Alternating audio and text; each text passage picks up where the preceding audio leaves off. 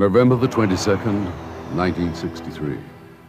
President John F. Kennedy was shot to death in Dallas, and though a suspect was apprehended, more than 35 years later, the world still wonders what really happened and who was behind it.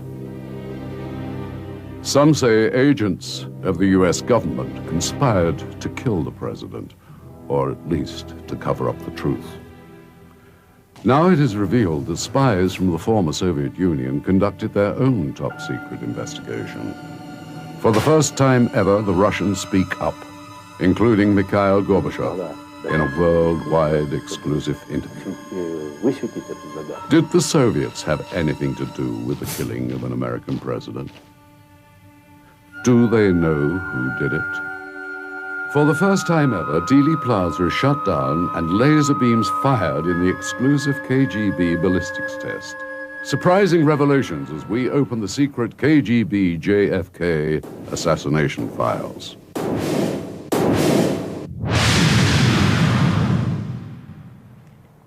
More than 30 years have passed since the tragic death of U.S. President John F. Kennedy. The official explanation that the president was killed by a lone gunman has long been challenged by researchers who have noted numerous inconsistencies in the Warren Commission report.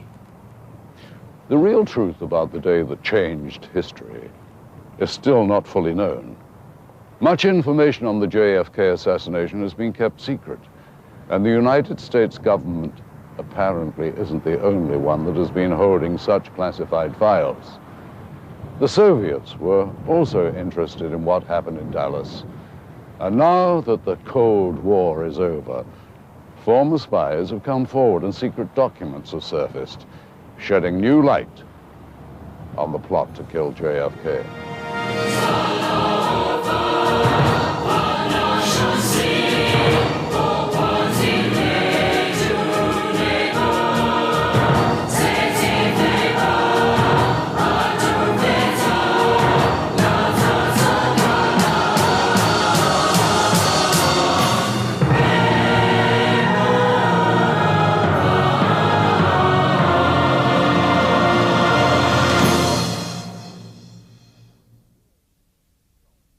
The Kennedy assassination shocked the world.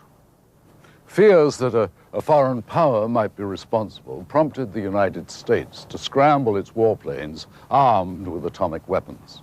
At the same time, the Soviets placed their military on alert, and nuclear confrontation between East and West loomed closer than anyone would have ever dared imagine. Within moments of the shooting of President Kennedy, a sequence of events began which changed the course of history. Immediately after the shots rang out in Dealey Plaza, JFK was rushed to nearby Parkland Hospital. There, doctors worked in vain to save the mortally wounded president. Even before Kennedy was pronounced dead, steps were taken to transfer the powers of chief executive to Vice President Lyndon B. Johnson. With JFK's body on board, Air Force One headed back to Washington, and Johnson was sworn in as the new president. I will do my best. That is all I can do. I ask for your help and God. With all the confusion of the events of the day, it was not clear who was behind the shooting. It was feared that Cuba's Fidel Castro or that the Soviets might have had a hand. LBJ reportedly feared he could be next. Word reached Johnson that the exact whereabouts of Soviet Premier Nikita Khrushchev could not be verified. This reportedly made LBJ even more suspicious of the Russians, and he placed U.S. military forces on alert. The tense standoff of the Cuban Missile Crisis had ended only months earlier, and many suspected Soviet involvement in the assassination of President Kennedy. It shall be the policy of this nation to regard any nuclear missile launched from Cuba against any nation in the Western Hemisphere as an attack by the Soviet Union on the United States, requiring a full retaliatory response upon the Soviet Union. Once again, tensions between the two superpowers heightened, and the USSR countered American reaction by placing its armed forces on alert as well. Fidel Castro went on television in Cuba and stated that neither he nor his country was behind the shooting of JFK. Likewise, there is evidence that Khrushchev contacted the American embassy to deny any Russian involvement in the assassination. At the same time, Khrushchev was worried that he would be implicated, or that there might indeed be some Soviet intelligence connection to the JFK shooting, so he ordered the KGB to investigate. What the Russians found was kept locked in top-secret vaults until more than 30 years later, when the breakup of the Soviet Union ended the iron grip of the KGB. Since the days of the Tsars, a strong secret police has been an integral part of Russian government. After the revolution, the new communist rulers created their own state security agency, the predecessor to the KGB. Its purpose? To stomp out any dissension and to gather intelligence both at home and abroad. At its peak during the Cold War, the KGB was the largest espionage organization in the world, with over 300,000 agents stationed throughout the USSR and every other country on the planet. Above the agency was the General Secretary of the Soviet Union. In the early 60s, the head of the KGB reported directly to Nikita Khrushchev. It was said that what was Khrushchev's opinion was the KGB's opinion. One of the foremost missions of the agency was to keep the General Secretary informed. In Dallas, the authorities were also on a mission in search of the gunman who shot President Kennedy. The prime suspect, a temporary employee who worked at the school book depository, Lee Harvey Oswald. He was arrested just 2 hours later. There's no question that he was the killer of President Kennedy. Although he was quickly apprehended and later determined to have been the lone assassin, there are many today who believe that Lee Harvey Oswald could not have pulled off such a bold and nearly impossible act. In my opinion, was keen or was used as a shield, as a cover for any crime. But he, personally, in my opinion, it was impossible. When the Warren Commission was formed, I believed, as I guess most Americans did, that we would learn the truth about what happened, that this would be a thorough investigation. When the report came out, it was challenged by so many people who had read it, and I read it, and I didn't believe it. I believe that Oswald was guilty, but I didn't believe any longer that he was alone. Carl Day, a former lieutenant with the Dallas Police Department, was in charge of the crime scene. And received a call from the police dispatcher stating there had been a shooting here and was directed to come to this location. There were several officers in the building, and when I got on the 6th floor, there was a uniformed officer there, stated that in the southeast corner of the building, which is behind me here, they had found some spent cartridges. And they ran into Oswald on the 2nd floor at the bottom of the stairs in the northwest corner. That's the way he went down from the 6th floor here, where we are now. On the site of the former crime scene is a museum dedicated to the life, death, and legacy of John F. Kennedy. Gary Mack, archivist for the 6th floor museum, works in the same building that Oswald did at the time of the assassination. Oswald was employed here just as a worker. His job was to pick up orders and find where the books were, because the books were stored on 2 different floors. And on the opposite part of the floor, in the northwest corner, a rifle was found. The shells matched the rifle, and the rifle was matched to Lee Harvey Oswald. That, of course, does not necessarily mean he was the one that pulled the trigger, but it does indicate he probably was. The Soviets were way ahead of us in determining what happened. While we're busy running around worrying about Oswald and Ruby and the new president, they were already conducting a top-secret investigation into the killing in order to prove that they had nothing to do with it.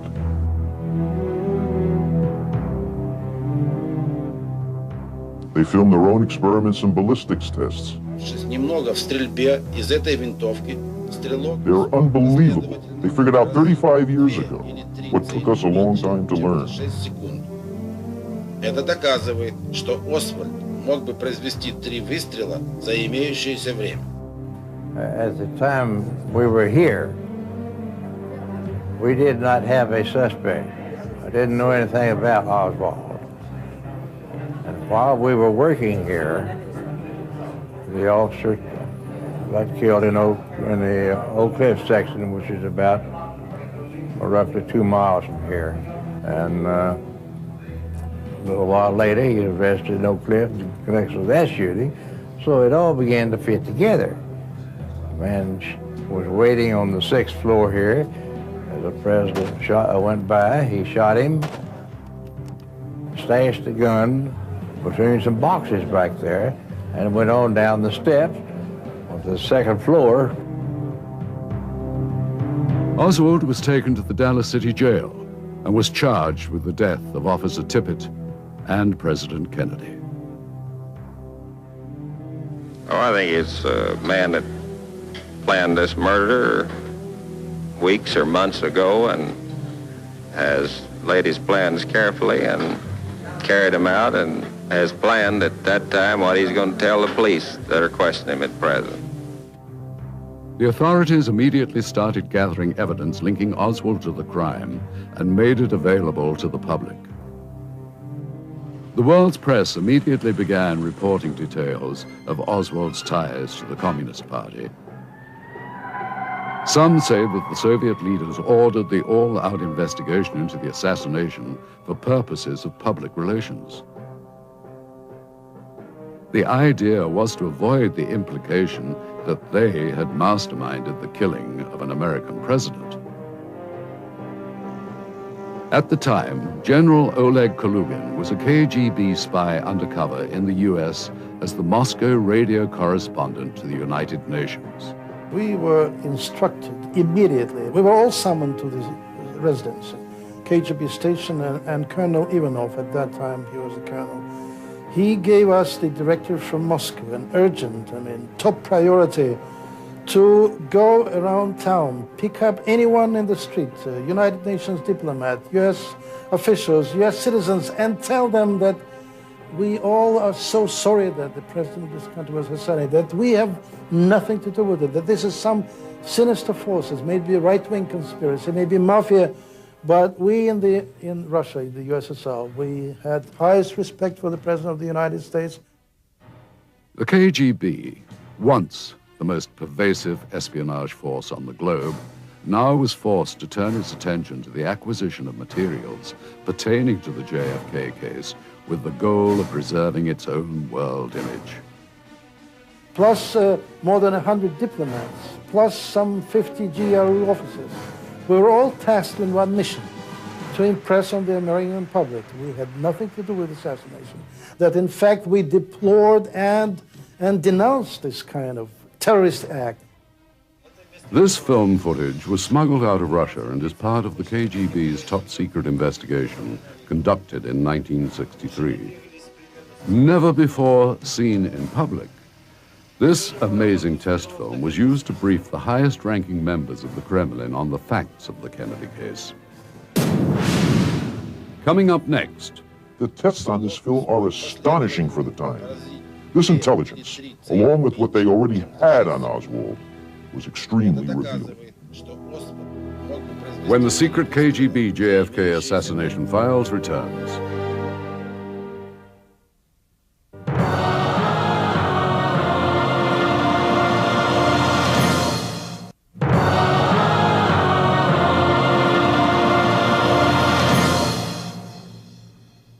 even today, the question still remains. Who, or indeed what, was Lee Harvey Oswald, and why did he come to Russia? At the time, among those most interested in learning the answer to these questions was the KGB.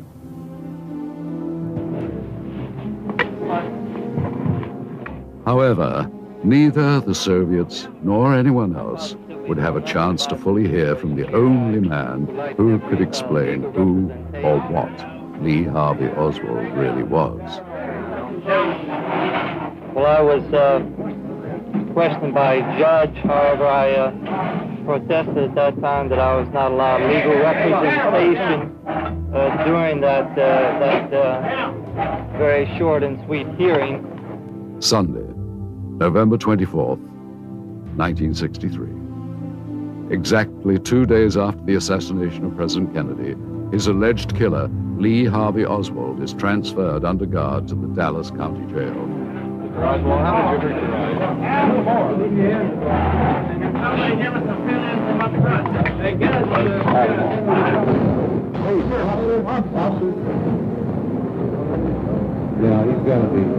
Suddenly, a man pushes his way through the crowd and fires a fatal shot into Oswald's abdomen.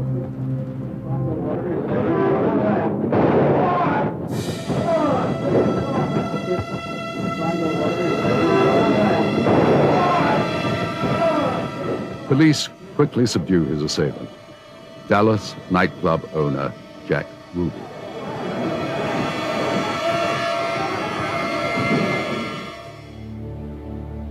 Ruby is arrested and Oswald is rushed to Dallas's Parkland Hospital.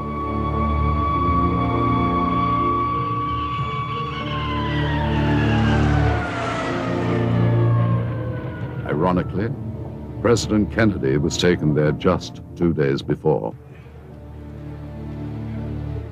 His wounds are extensive. As doctors try to save Oswald's life, the authorities try again to get him to confess. Neither succeeds. Oswald dies on an operating table just a few hours after being shot. The world is shocked at the loss of the only man who may have explained the senseless death of President Kennedy. But I mean, those are subtlety. We just don't know. In fact, what was going through Oswald's mind. He was murdered 2 days after the assassination, so we never got to learn anything from him, except the fact that he denied doing it. I do request someone to come forward to give me a legal assistance. Others say Oswald was conveniently silenced before he could go to trial. Having his day in court would have given Oswald a chance to prove his innocence and give the world some possible answers to the many unanswered questions. Of course, he never had a chance to testify. There was never a hearing. We never heard from Oswald except when he went from one hallway to another in the hands of the Dallas police saying, "I'm innocent." Whatever secrets Oswald may have told went with him to his grave. His death, shocking as it was, still gave many Americans the closure they needed to put an even more shocking event behind them: the death of a president.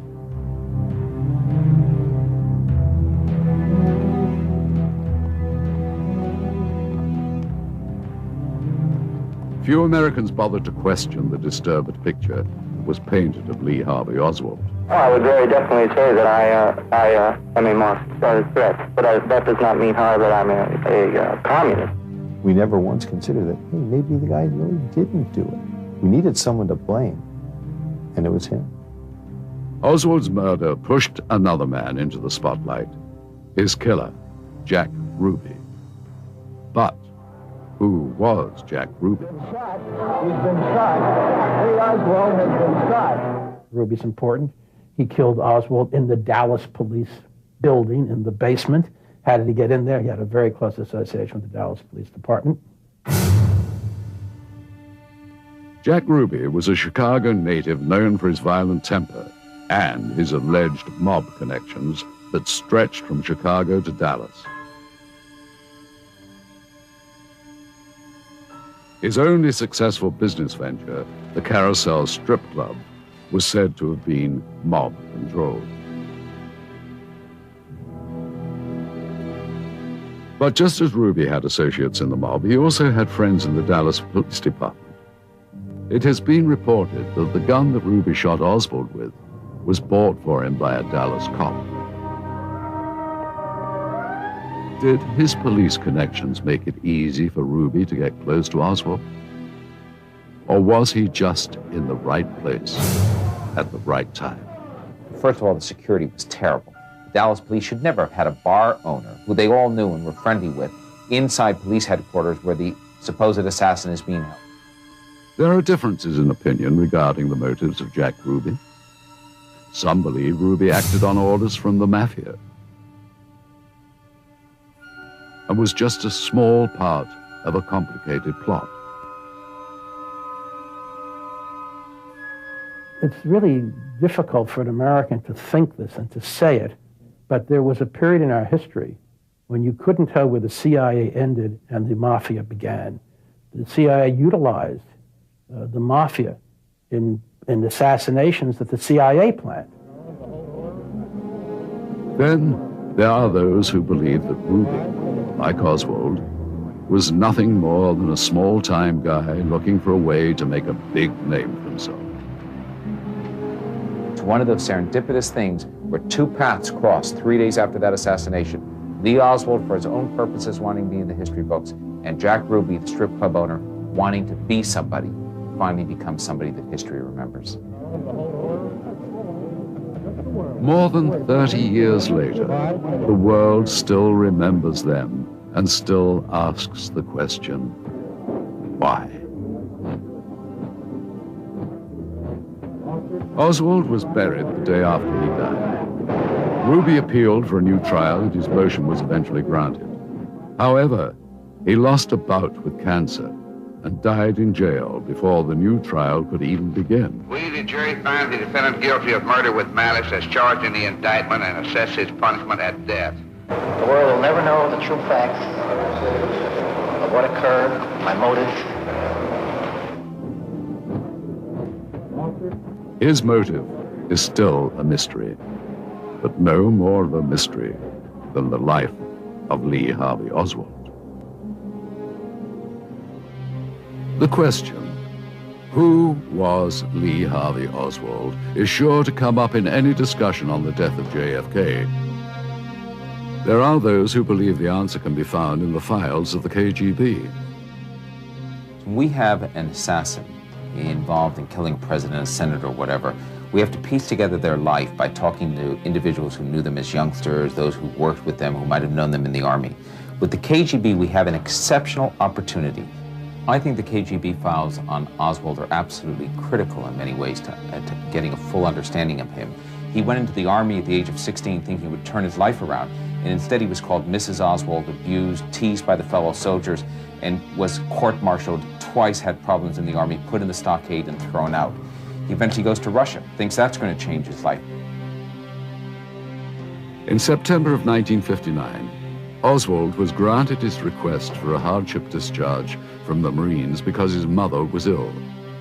However, a month later, he arrived in Russia on a 6-day visa.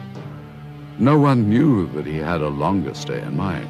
Even the Russians were surprised when Oswald asked to become a Soviet citizen. Defectors from the United States at that time were very rare birds, with very few exceptions of Russian spies who had to flee to the Soviet Union, who had no one who would come on his own and ask for political asylum.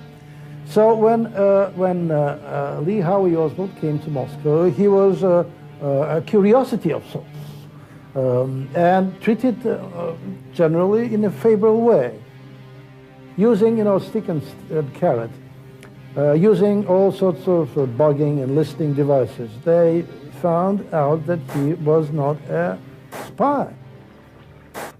However, Vladimir Semichosny, then committee chairman for the KGB, says the Russians quickly determined that Oswald was not fit for espionage work, especially with the KGB. Не могли, понимаете, и от него добиться, и вообще установить He was just a mediocre kind of an individual. He was just an ordinary American. We never even understood the reasons behind his asking for political asylum. He is good for nothing. He is not good for spying. He is not a CIA. He will not do any job for the KGB because he is not that kind of a man. He will botch out everything. He will louse up everything. With his record as a Marine, he wouldn't give us any information at all, or anything valuable. And being empty at the beginning, we reasonable enough could project that even in the future, he would remain the same. And so why should we be interested in him as a citizen? He was ordered to leave the country immediately. However, Lee Harvey Oswald was determined to extend his stay. He slashed his left wrist in a suicide attempt and was hospitalized. Now the Soviets had a big problem. The death of an American in communist Russia would be bad PR and increase tensions between the Soviet Union and the United States. In less than a week, Oswald had become a huge thorn in the side of the Russians. And here the guy comes, he cannot do anything, he cannot deliver anything, we cannot kick him out. Fearing that Oswald would again try suicide if forced to leave, the Soviets gave him a temporary residence status. That was a political decision to avoid a big scandal, when the Soviet Union could be blamed for not allowing people to immigrate to the Soviet Union. The KGB believed that in time, Oswald would become disillusioned with Soviet life and leave on his own accord. They were right. The Russians say, we don't want anything to do with you. They put him out in the provincial city of Minsk. He works as a factory worker. He marries a Russian girl, but he becomes so bitter about Russia that he returns to the United States after a couple of years saying this is the lesser of two evils. Because he was a misfit, he found no home in Russia, and he started thinking of something else. In June of 1962, Oswald, his wife Marina, and their newborn daughter left Russia. According to Posner, Oswald's actions in the 2.5 years he spent in Russia reveal his true character. I think that the KGB portrait that they unwittingly have provided us, which is just the unedited view of Oswald living, gives us answers in some way to his character and eventually to what's going to happen in Dallas. However, in 1962, who could have guessed that President Kennedy would be shot and Lee Harvey Oswald would be named as his assassin? From the time he arrived in the U.S. until the shooting of the president, Oswald's life can be chronicled. But his motives are still a complete mystery. Coming up next.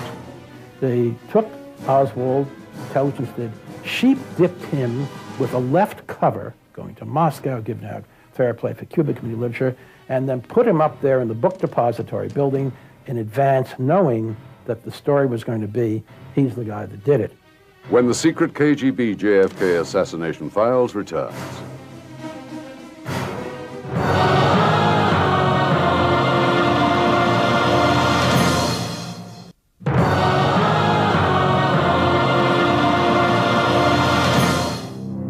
In October of 1962, Oswald moved his family to Dallas and found work. However, his outspoken views on Marxism alienated him from his neighbors. Well, I have studied Marxist philosophy, yes, sir, and also other philosophy. He soon lost his job and his marriage was also falling apart. By all appearances, Oswald was no more successful here than he was in Russia. When he returns here, it's one failure after another. He can't hold a job. He can't do anything right. He decides now he's going to go and become part of Castro's revolution. Goes to New Orleans, sets up the organization to free Cuba. Hands out thousands of leaflets on the streets in the summer of boiling New Orleans heat. And guess what? Can't get one member to join his new organization. He's failed again. Oswald's pro-Castro sympathies made it difficult for him to find work. In September of 1963, he traveled to Mexico in an attempt to return to Russia. General Nikolai Sergeyevich Leonov, a former KGB operative stationed in Mexico, recalls his encounter with Oswald at the Russian embassy. And he told me that his name was Oswald Lee. For me, it was absolutely nothing. You know, I didn't imagine that this name will be famous someday. When he tried to explain me the reasons why he decided to return to the Soviet Union, he told again that he was under permanent observation in the United States. He felt to be persecuted permanently, and he was scared. He was under intensive fear, you know, that something bad will happen to him. He told me that he was living in a Mexican hotel, and the people there were searching him, were observing him. When he began to speak about the servants at the Mexican hotel, at that moment he pulled out a revolver. I begged him to hide his weapon, disarm it, to take out the bullets, but in my presence he tried to pull out the bullets. But my first impression, which was that he was a little mad, a little crazy, a little out of the normal situation. That's why I tried, like a psychologist, to calm him. He asked me to help him to get a ticket or passage for the plane to Moscow. I explained him that it was absolutely impossible, because for this it was necessary to have Russian visa. I knew that this bureaucratical process was very long, and I tried to explain him that it was necessary legally to write a sort of paper asking the Presidium of the Supreme Soviet of the USSR pledging for the citizenship of the Soviet Union. Tried to do it once and couldn't, because his hands were shaking. He was very nervous. He was absolutely, I would say, he was excited even. Leonov says Oswald became hostile when told there was no way to shorten the long application process. He began to insult me, told me that perhaps Cubans may be more comprehensive. Well, I responded to him that perhaps that he could go if he liked to Cuban embassy. According to reports, Oswald went to the Cuban embassy, where he was again unable to gain entry into Russia. So he returned to Dallas. He managed to secure a temporary job at the Texas School Book Depository just a month before JFK's trip to Dallas.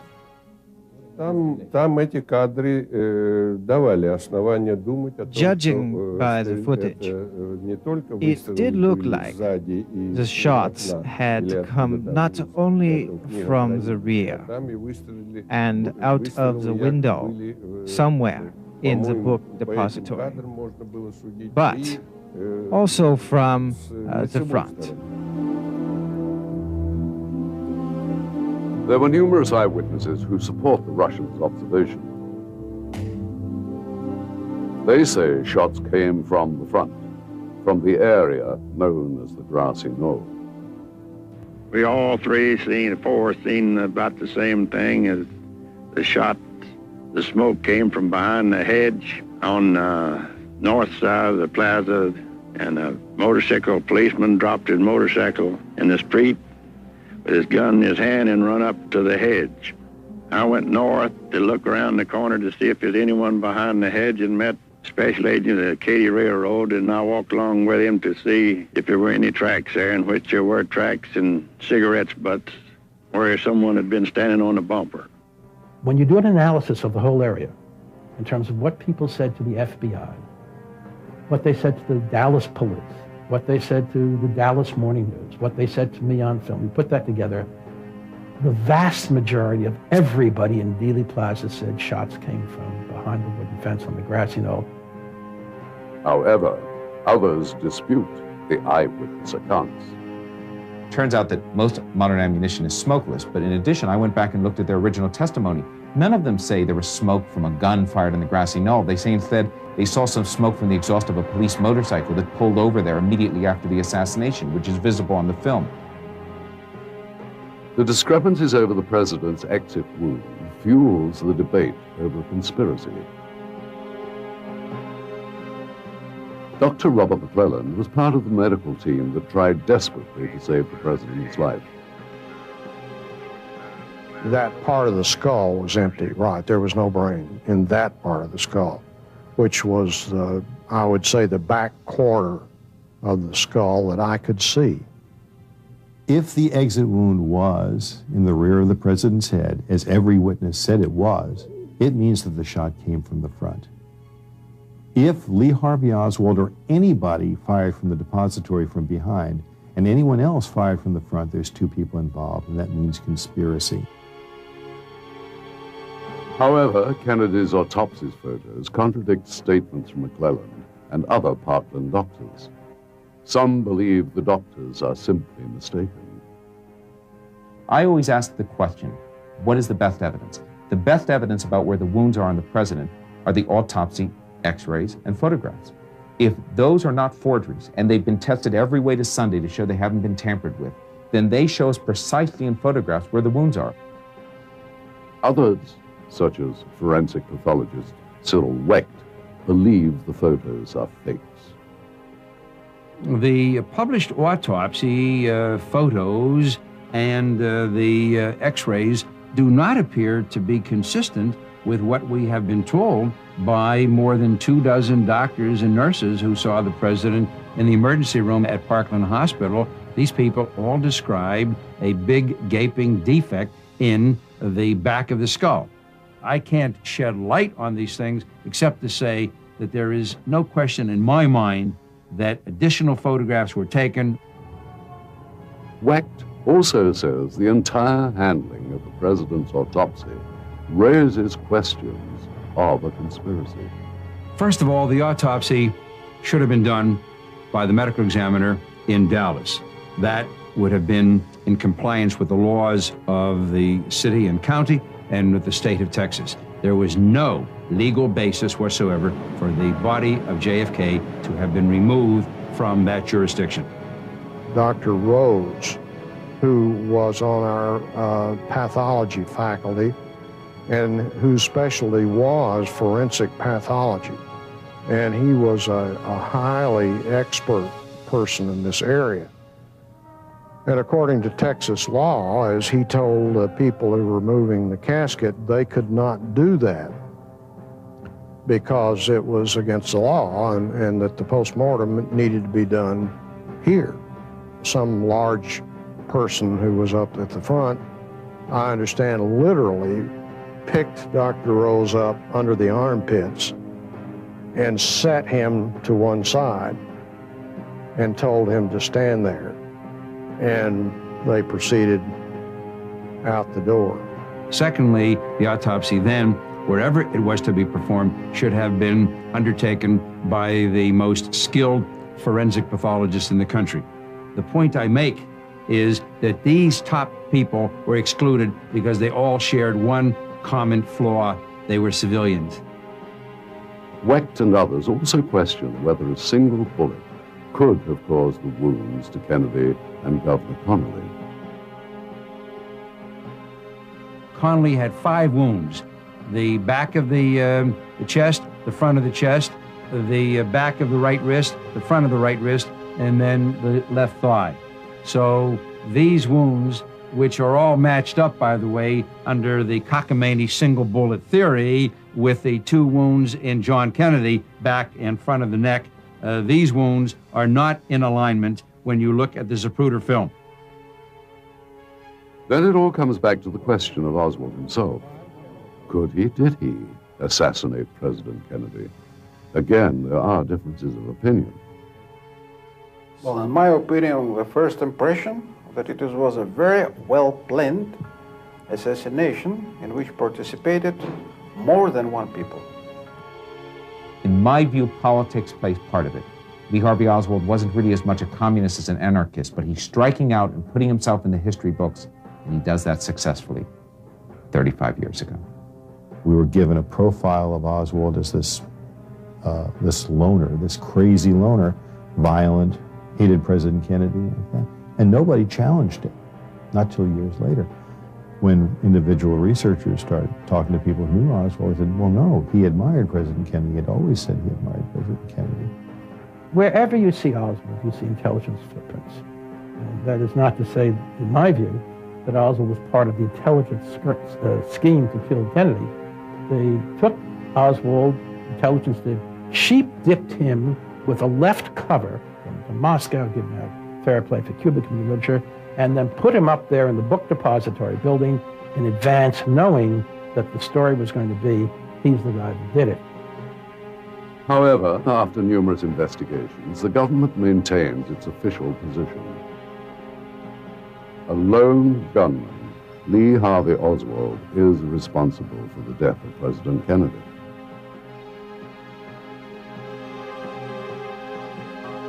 Determining Oswald's guilt or innocence are finally revealed when the secret KGB JFK Assassination Files returns.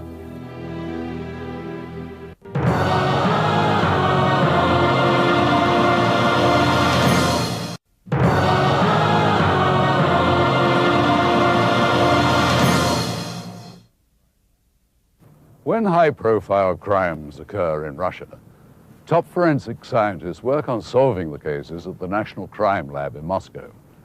And this is where work was done on reconstructing the assassination of President Kennedy. Two of the top Russian authorities on crime scene ballistics have examined various films, documents, and photographic evidence relating to the JFK assassination. Lieutenant Colonel Nikolai Martinikov and Colonel Felix Vyskobov are the chief and director of the Department of Ballistics for the Russian Federal Police. We have done a study with the help of special equipment. It can be clearly seen that an oval-shaped explosion goes forward. This couldn't happen if the shot came from the front. If there is a small firearm injury at the back of the head, then it could not be an exit wound. The injury at the exit is always bigger than the one at the entrance, due to the law of physics. Had there been several injuries, it would have been a different situation. But there is just one wound, and it's cone-shaped. So there is no question that the shooting was done from the back. In my opinion, the president and the governor were shot with 2 bullets. There could have been one shooter or 2 shooters. On the windshield of the car, there are 2 fractures caused by firearm shots from the rear. If they came from the front, they would have gone straight through the glass.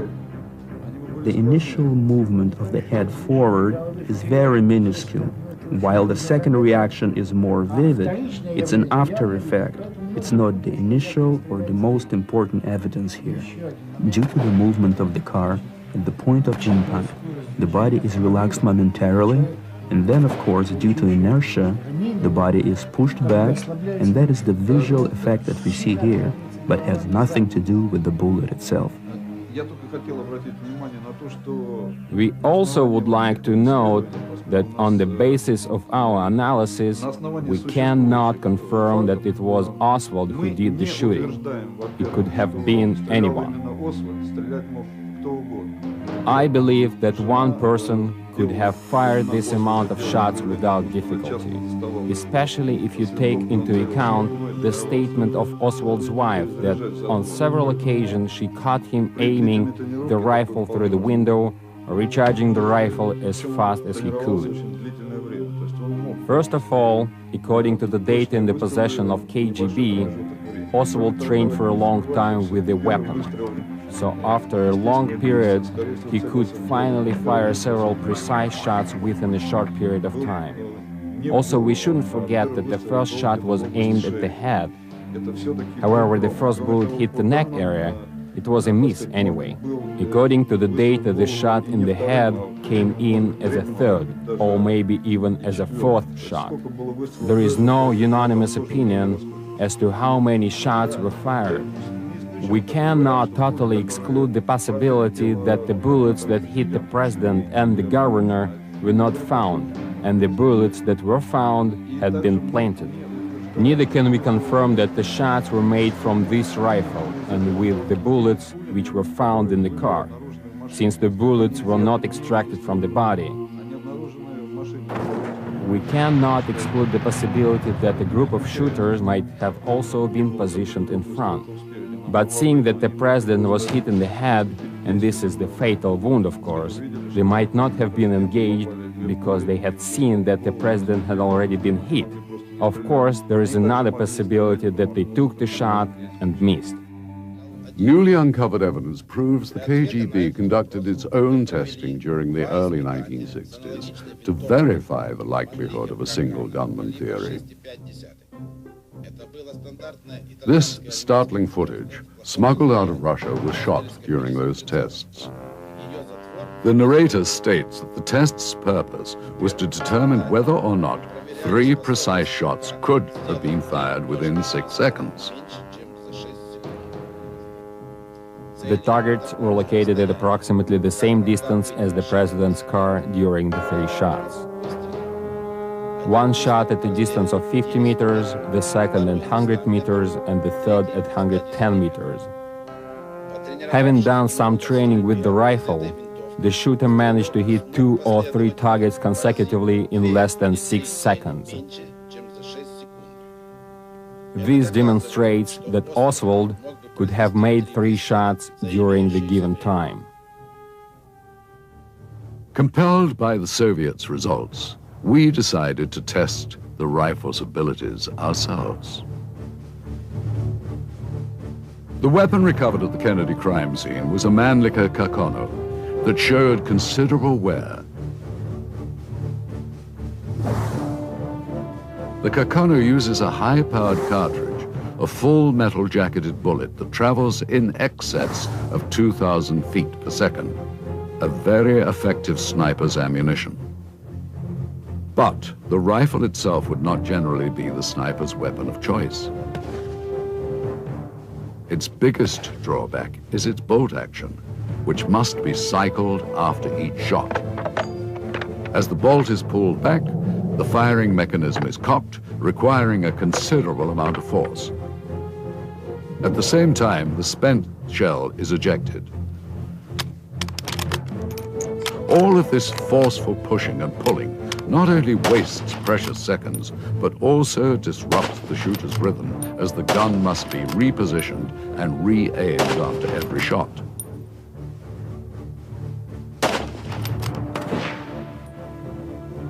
The FBI conducted a similar test in which 3 master riflemen attempted to reenact the shooting within 6 seconds. Like the Soviets, the FBI fired at 3 stationary targets at varying distances up to 265 feet. Only one of the experts was able to complete the 3 shots in less than 6 seconds, and none were able to hit the head or neck of the target. Oswald was considered an experienced shooter, but not an expert. Outdoor television show host John Ross considers himself an average shooter and volunteered to test the Kakano. He was given time to practice with the gun. Then 3 targets were placed at distances approximating the Kennedy car.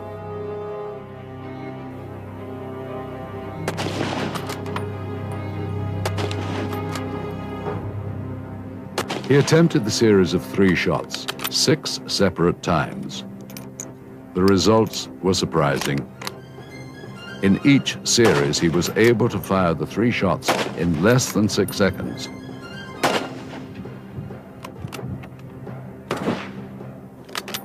At the 2 closest targets, each headshot was accurate, and on the furthest target, he was able to hit the head or neck area 3 out of 6 times. Although our test did not completely replicate the circumstances that occurred on November the 22nd, 1963, we believe, as did the KGB, that it does approximate them closely enough to confirm the possibility of a single gunman having carried out the shooting as described by the Warren Commission. The testing also yielded another interesting discovery. To fire multiple shots from the Carcano, the ammunition must be loaded into a clip, which is then inserted into the rifle. In his book, In Search of Lee Harvey Oswald, Robert Groden refers to a clip mentioned in the Warren report as mysterious because it was not in the original evidence inventory. We noted that after all the rounds were fired, the empty clip remained in the rifle and was only ejected after the shooter pushed a button on the inside of the trigger guard. The empty clip could have remained in the rifle, having not been recorded into evidence until the gun was later examined. All of this served to substantiate what the Soviets apparently learned some 30 years ago. With the results from their tests, the KGB and top Soviet officials privy to such top-secret information would have drawn certain conclusions and arrived at theories about what really happened. Former head of the Soviet Union, Mikhail Gorbachev, finally reveals what he knows about the JFK assassination in a worldwide exclusive interview when the secret KGB JFK Assassination Files returns.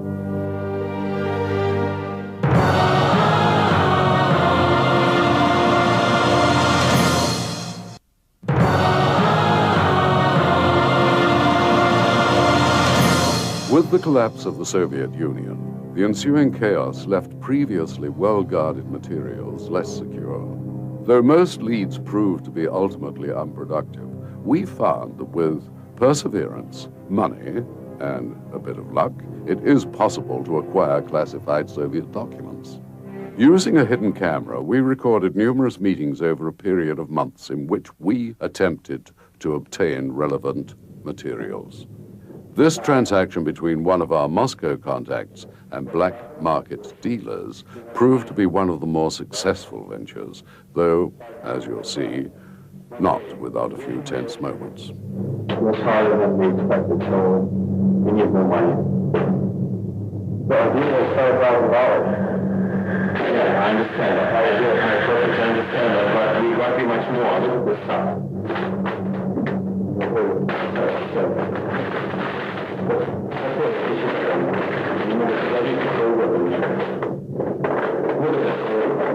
Real authentic stuff.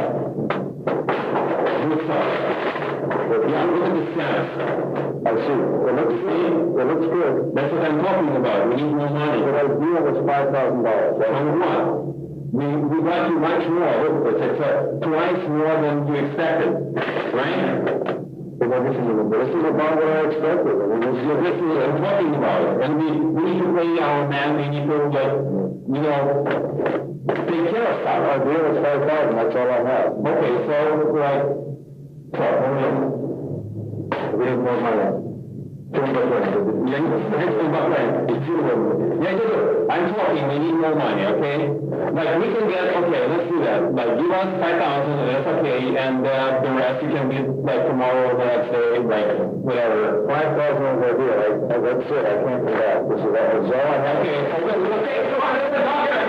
Hey, run up! Finally, safe from the black market dealers, we discovered that some of the recovered documents corroborate what we had been told by the ex-KGB agents. The entire world was shocked by the impact of the assassination of John F. Kennedy. In the Soviet Union, however, the shock soon turned to grave concern. General Leonov, the KGB operative who met Lee Harvey Oswald at the Soviet embassy, remembers doubting that Oswald could have fired the fatal shot. He still questions both Oswald's emotional stability and his skill as a marksman. His emotional situation, his emotional status, how I saw him in Mexico, was absolutely unacceptable. He could be anything. He could be a star in shooting some years before. But at that moment, I mean in September, he was absolutely unfit for this sort of sports. Absolutely unfit. General Leonov doesn't think Oswald did it. Ilya Semyonovich Pavlotsky was the highest-ranking agent in the KGB unit that formed the agency's official conclusion. In this startling statement, he agrees with General Leonov. My group, the Special Section for Analysis, concluded that President Kennedy was not killed by Oswald. There was a lot of difference of opinion in the KGB, but one thing we all agreed that was Oswald was too incompetent to pull this off. In the world of espionage and secret intelligence, both sides often knew what the other was up to. So in launching its own investigation into the assassination, the KGB had access to key sources and privileged information. Some European capitals were gathered, high-ranked officials of the CIA and the Soviet intelligence, when all the questions were aroused and resolved. And the American part and the Soviet part reaffirmed their absolute negation and no acceptation of any brutal act against officers of intelligence.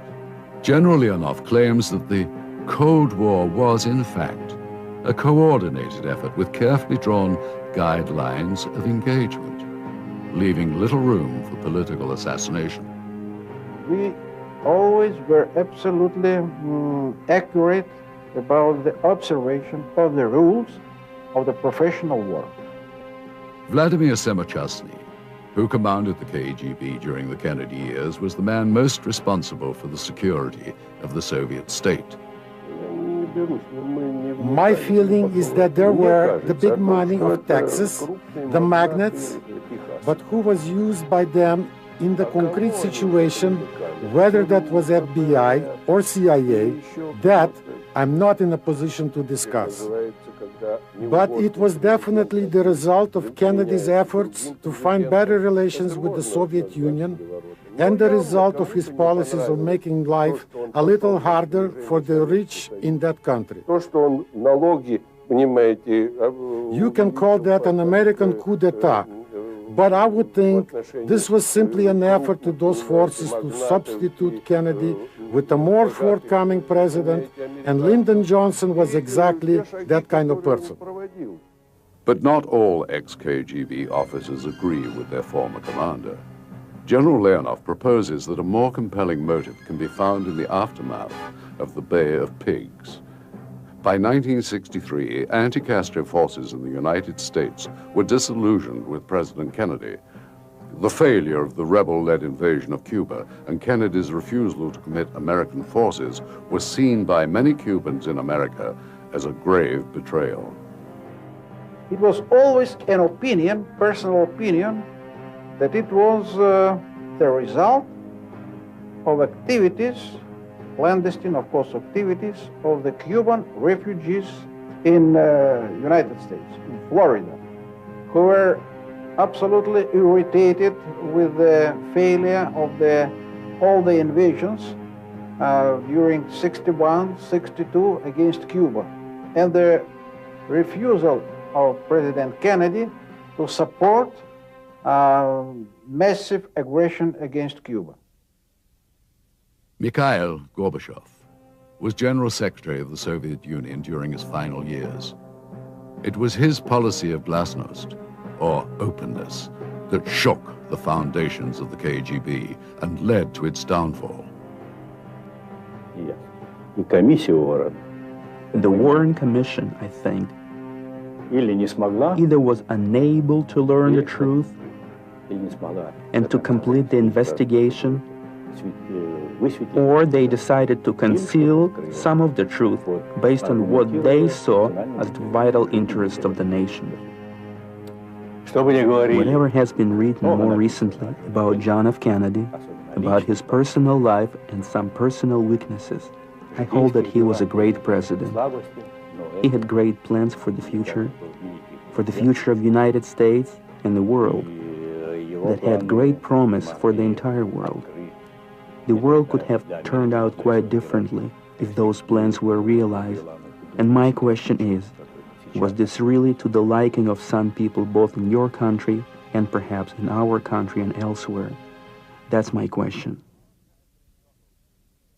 While Kennedy struggled with his political adversaries, he was loved and idealized not only by the American public, but by many around the world. Yet at the same time, this charismatic young leader managed to accumulate more enemies than almost any other president before him. Facts of the assassination and of Lee Harvey Oswald's life have been interpreted to suggest connections with the mafia, anti-Castro forces, pro-Castro forces, the CIA, the FBI, the KGB, and South Vietnam. Often using the same information, conspiracy theorists and now former officials of the KGB present what they feel is compelling proof of their belief in the causes and motives behind the events in Dealey Plaza.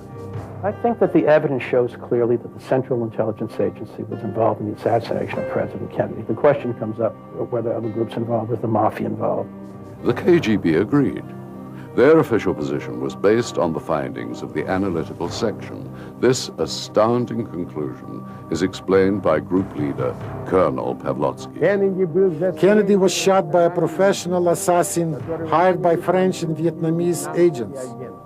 We knew that the Americans helped overthrow and murder South Vietnam President Ngo Dinh Diem, who they had kept in power to fight the communists.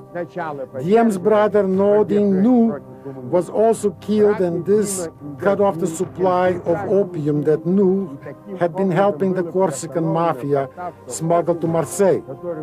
The Corsicans made the opium into heroin and then shipped it to the United States, where American gangsters sold the drugs. Our group found that the Corsicans hired French hitman Michel Mertz, sometimes known as Jean-René Soutre, to carry out the assassination with the cooperation of the American mafia bosses. For the first time ever, Dealey Plaza is shut down and laser beams fired in the exclusive KGB ballistics test, proving once and for all where the deadly shots originated. When the secret KGB JFK assassination files returns.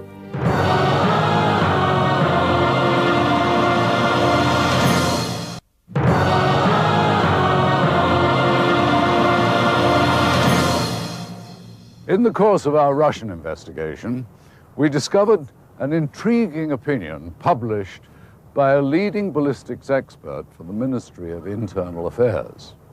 N.V. Martinikov suggested the modern technique of using precision test lasers to study the ballistics of the JFK assassination. It appears as though something has happened in the motorcade group. Dealey Plaza, November the 22nd, 1963. The Dallas newsman, Mel Couch, happened to look up at about the 5th or 6th floor of the Texas Book Depository.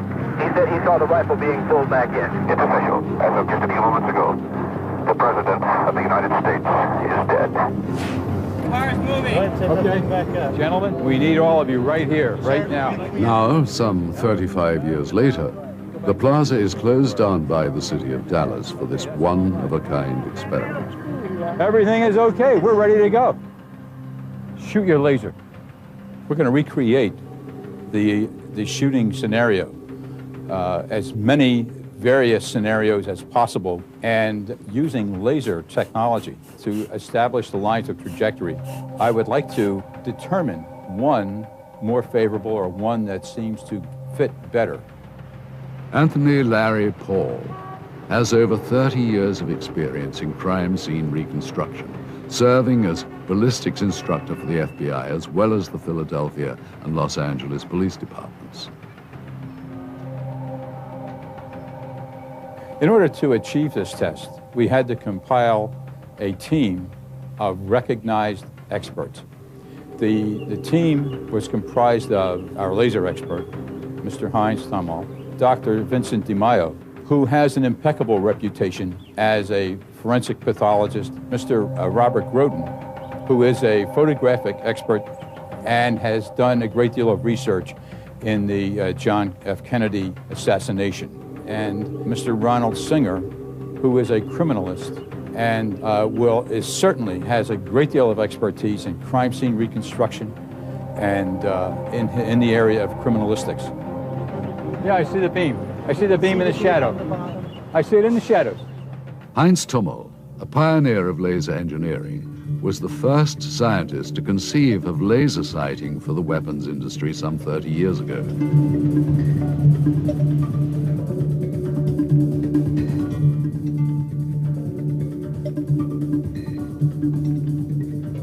He explains his role in the Dealey Plaza reconstruction. I have constructed and developed special lasers for this task. Some lasers were done in such a manner that we can determine the trajectory of the bullet to locate the point where the bullet would originate and terminate, for that matter. And the reason why is because the laser generates a very straight line and a very powerful line, so it can be measured over long distances. Yes. Hey, Larry, car's moving. Let's take that thing back up because they're going to work on this from this. You're going to stay on the same side you are. Good, good, very good. Perfect, perfect. You're right over the edge. Good. We used our surveyors to then spot the vehicles in 3 different positions. One being a position that was prior to the first strike. The second position being that position that was where the president was shot the first time, and the third position being that location where the president was shot the second time. When we used our surveyors to place the vehicle in the correct location, we did that independent of the published figures by the Warren Commission and by the FBI report. Right.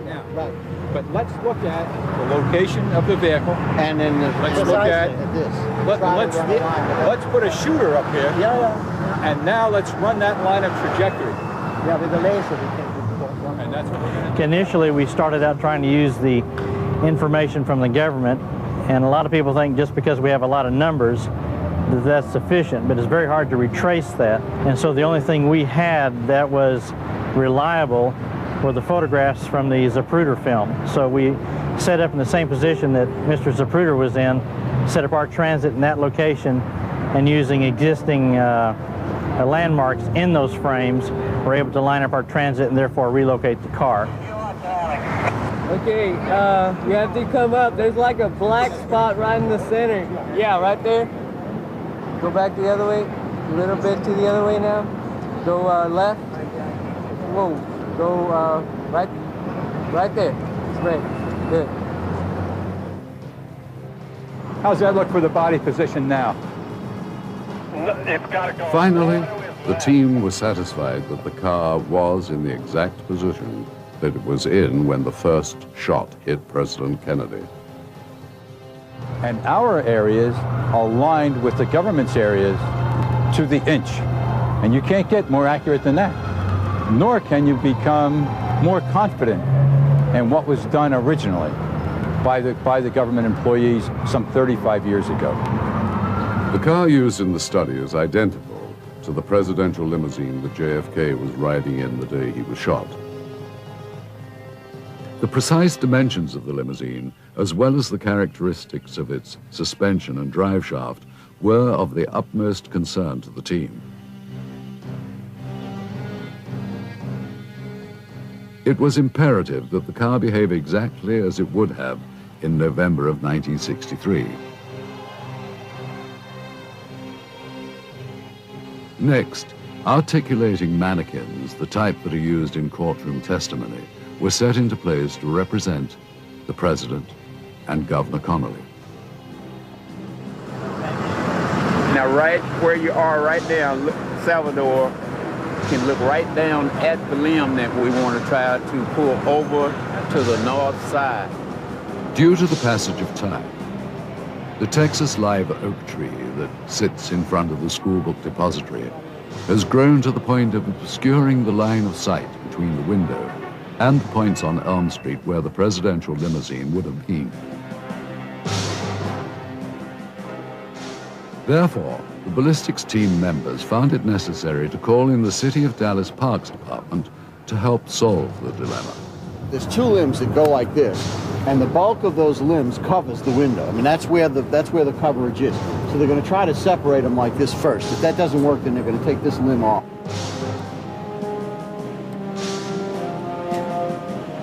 Ronald Singer is the chief criminalist for the Tarrant County Criminalistic Laboratory, a premier independent crime lab based in Fort Worth, Texas. If we could get some more critical views from the Zapruder films, I'd like to test some of the other theories, other locations, and see exactly what we can eliminate. And I think that's really the way you need to go with any kind of study like this, is that you eliminate the fringe theories. And the more theories you eliminate, the closer you come to the actual truth. It's like Sherlock Holmes said.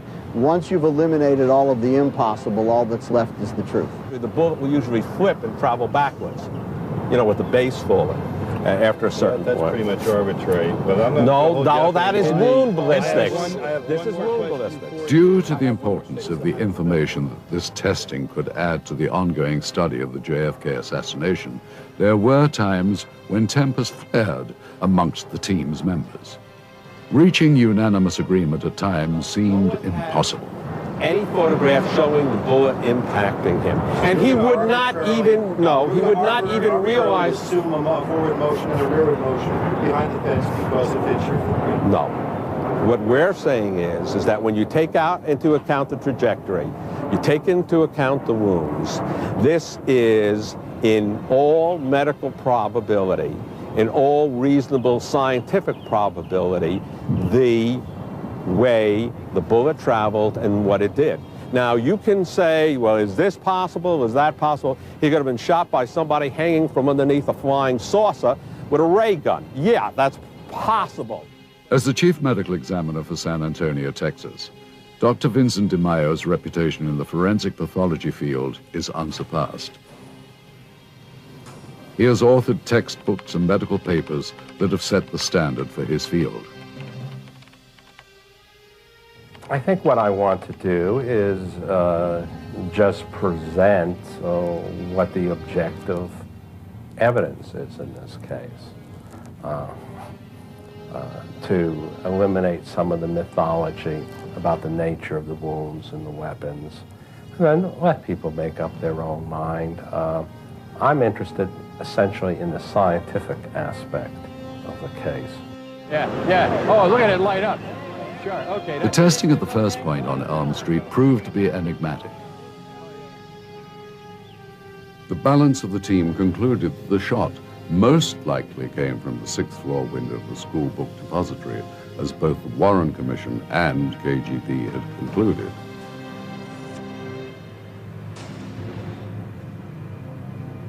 We finally got it.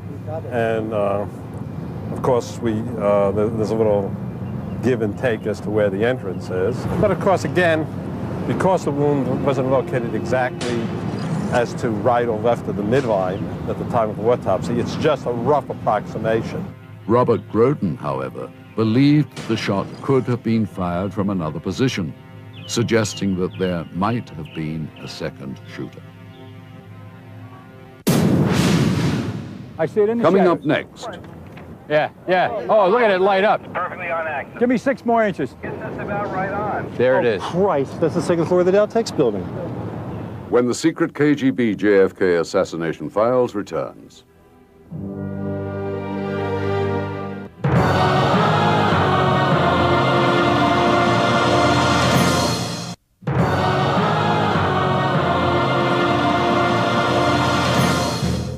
We're running out of time.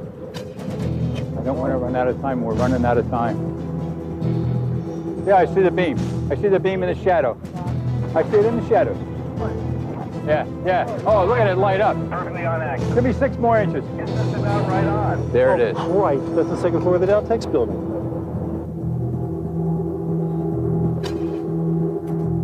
The testing at the first point on Elm Street proved to be enigmatic. The balance of the team concluded the shot most likely came from the 6th floor window of the school book depository, as both the Warren Commission and KGB had concluded. We finally got it, and of course there's a little give and take as to where the entrance is. But of course, again, because the wound wasn't located exactly as to right or left of the midline at the time of the autopsy, it's just a rough approximation. Robert Groden, however, believed that the shot could have been fired from another position, suggesting that there might have been a second shooter. One of the most significant things that we were able to do with this testing is to find that there is additional confirmation for a suspected firing point that has been suspect now for well over 30 years, and that is the 2nd floor of the Dow Tex building. If we look at the line of trajectory where the president has been shot, 3 degrees of rotation puts that shot in perfect alignment with the 6th floor school book depository room. 3 degrees out puts that projectile in the 2nd floor area of Dow Tex building. Unfortunately, there is no hard evidence or tangible proof that there was ever a shooter located in that 2nd floor area. So if we go back to the physical evidence, everything points to the 6th floor as being a location of the shooter. Just drift a little bit. That's it. Come on over. Drift a little over. Once testing was completed at the first position, the automobile was then moved into place to test the fatal head wound to President Kennedy. The team had come to the opinion that the shot originated from the back of the president. And that was based on the blood splatter, on the eruption of the spray of blood, and on the examination of the remaining portions of the skull. This is consistent with an exit because you've got a high-velocity missile. The only type bullet that will produce so extensive a network of fractures in the skull is a bullet traveling at a very high velocity, okay? A rifle bullet, essentially. So when it comes in, it makes usually a relatively neat hole, and when it comes out, it produces a very large exit, especially if the wound is very superficial. Actually, if the wound is deeper, like from here to here, the exit wound is smaller, because the force generated by the bullet going through the brain can be absorbed by the whole head. Here, it's kind of like just ripping off the top of the head. So when you see at the exit, you'll see blood and tissue ejected in a cloud, a very a mist-like cloud, pink in color, and this is vaporized blood. And the little droplets are less than a millimeter, just tiny. And so you have a kind of cloud of blood. And this is what the motorcycle riders later wrote into. They wrote into the cloud of blood. Robert Groden, once again, was not convinced that the shot was a back-to-front wound. No, see, everything that we've come up with on our side of the argument for all these years, everything is being totally ignored here. No, everything. Because what you're saying is that he's buckling at the instant that he's shot. That's not what happens in most people. Most people are shot and some passage of time, and then they react. But we're not talking about knowledge or reaction, we're talking about transfer of momentum. We're talking about the bullet striking him and making him buckle. No, that's make-believe. That's right. That's Arnold Schwarzenegger pictures. If I took a body, hung it from a line, straight, took a 12-gauge shotgun loaded with 12-gauge slug, 00 buck, and shot that body in the chest, it's not going to move at all. Once it was determined that it was a back-to-front shot, the trajectories were then plotted. And the trajectories went back to that 6th floor window, the school book depository. Having tested the positions as outlined in the Warren Commission report, the team then moved on to testing alternate theories. The idea, the hypothesis of more than one headshot has been around and accepted by leading experts in the field of the assassination for decades. That is, that more than one bullet would have been used to cause this much damage in the president's head. And with all the witnesses in the plaza that were aware of shots coming from the front, it makes sense. Right now, we have Mr. Groden, who is setting up his line of trajectory with an opinion that possibly the shooter or one of the shooters could have been located or could have been positioned on the grassy knoll. For the most part, the grassy knoll was eliminated because it was in the incorrect position to establish any accurate lines of trajectory to either of the victims of the shooting. And secondly, there's a very large sign that would have prohibited a shooter from being located in a large portion of that grassy knoll. I don't, I don't see it. It doesn't appear to me that that's... Do we have other areas that we want to take a look at? Other possible locations of shooters? There's one other. There are others. You know what? We're going to set up... The other one would be the one that has been hypothesized down at the corner where the stockade fence meets the cement. From that location, you would have an ideal place for a shooter to be located. However, that would have meant that the windshield would have been shot out of the vehicle, and the trajectory was incorrect once again. And another theory that was tested was the shot originating from the location of the storm drain. That location was quickly dismissed as the shot would have had to have been very, very quick. There would have been no opportunity to aim the firearm. The window of time was minimal. As a result, although the trajectory was okay, nothing else lined up for the team, and that theory was quickly dismissed. Finally, the testing was complete. Even though the team members were in agreement that they could have remained in Dealey Plaza for weeks, they had made some significant headway in the analysis of the case. Well, I think the first thing that I would say is that I'm very pleased with what we did. I actually got more out of it than I expected that we would when I first got involved in this. I think the best thing that we did was that based on the laser trajectories that we shot from the grassy knoll area, as well as from the area of the overpass, I think we plainly showed with good, sound scientific evidence that there couldn't have been a shot there that hit President Kennedy in the head. Based upon the testing we've done over the last couple of days, and the autopsy and the photographs and x-rays, which I had a chance to look at, I would have to say our test is in agreement with the findings of the government. I find it fascinating that both of the laser tests that we did led back primarily and initially to the second floor of the Dow Tex building. Both of the shots came from there, and that spot has always been a suspected firing point going all the way back to 1964. Our mission was to establish the facts based on physical evidence. And when we based everything on the physical evidence, our location came back primarily to the 6th floor school book depository. This does not preclude the possibility of other shooters. There could have been numerous shooters in that area. The location was an ideal location for an ambush. However, there's just no evidence anywhere but that school book depository to base an opinion on. It's impossible for us as a team to base an opinion on conjecture. We must base an opinion on the physical evidence. And I am not suggesting that this was one person acting alone to assassinate the President of the United States. I am just suggesting that the evidence says that it was sources came from one location. Results of our tests and the KGB's startling conclusions. When the secret KGB JFK assassination files returns.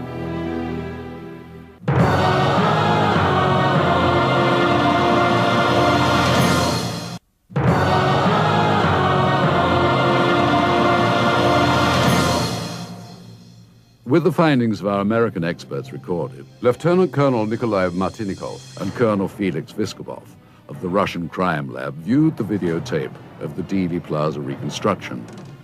Their opinions seemed to reconfirm those of the American ballistics team.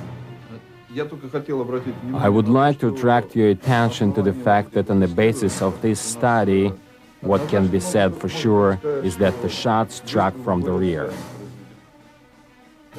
According to this information, there are other versions as to who shot President from the rear.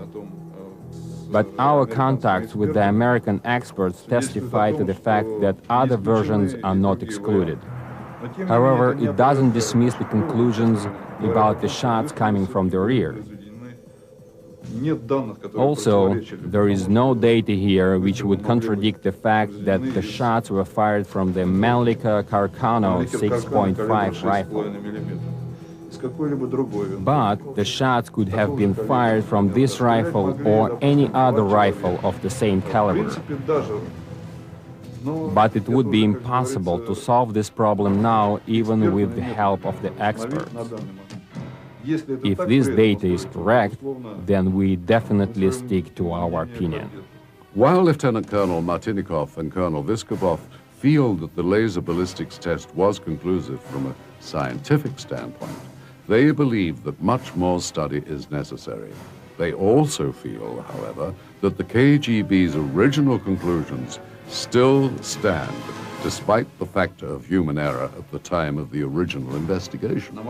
I believe this question will never be answered because at the moment of the assassination, there was a lot of confusion, and it's practically impossible to determine where they found the bullets which were later presented in the case. After 35 years, many questions surrounding the killing of President Kennedy remain unanswered. But now we know several important facts based on our own testing and the findings in the KGB's files. We know the KGB conducted a top-secret investigation into the assassination even before agencies of the US government reached their own conclusions. We know the Soviets ruled out Lee Harvey Oswald as the lone gunman, as the Warren Commission claimed. The KGB considered Oswald unfit to pull off the shooting by himself and believed it to be a conspiracy. For the first time, we have proven that the shots which hit President Kennedy and Governor Connolly could only have come from one direction, from behind the presidential limousine. There were no shots fired from the so-called grassy knoll or anywhere else in front of the car. And we have shown that the Daltex building was indeed a possible point of origin for a second shooter. We have also found that the KGB officially concluded that supporters of murdered Vietnam President Ngo Dinh Diem conspired with members of the Corsican and American mafia to kill JFK. Uncovered documents and evidence in the possession of both the US and former Soviet Union have only begun to settle the enduring controversy. Hopefully, further study and more unearthed evidence will shed more light on this case. Despite the emergence of another theory with each newly uncovered piece of evidence, the violent murder of America's youngest president remains unsolved. Was Lee Harvey Oswald indeed a mentally unstable sniper acting alone, or was he, as he claimed, just a patsy for a far bigger plot? Perhaps the final chapter can be found in the still hidden and secret files held by the American government or its former adversaries. Thanks for joining us.